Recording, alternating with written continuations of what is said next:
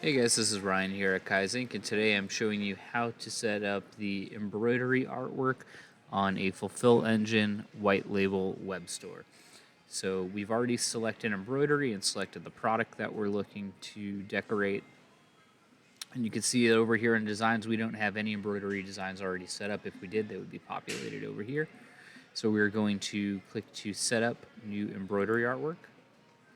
And now it's asking you to drag or upload a DST file. So what I'm going to do is just go ahead and locate the DST file from the client folder.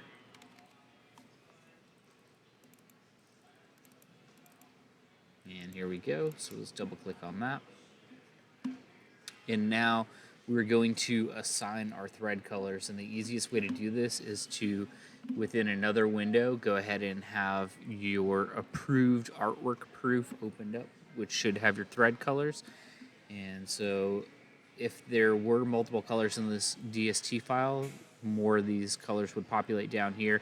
And essentially what you're doing is these hex colors, there'd be different shades depending on the different colors you're assigning. And then you're going to come over here to these black dots and you're going to hit edit on the color that you're replacing. And now you could search for the thread color.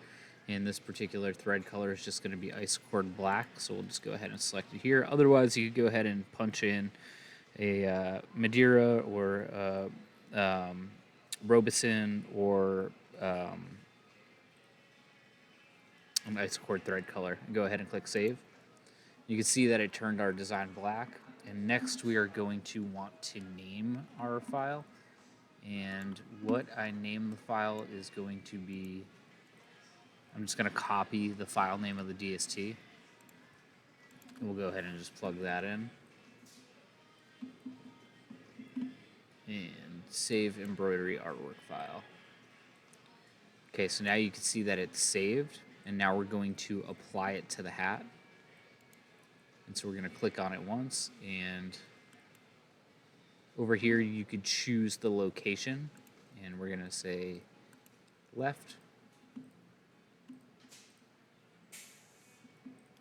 And that's it. And one thing to note is that if this was going to be on the back or side, you'd want to go ahead and get that selected before you choose or upload your artwork.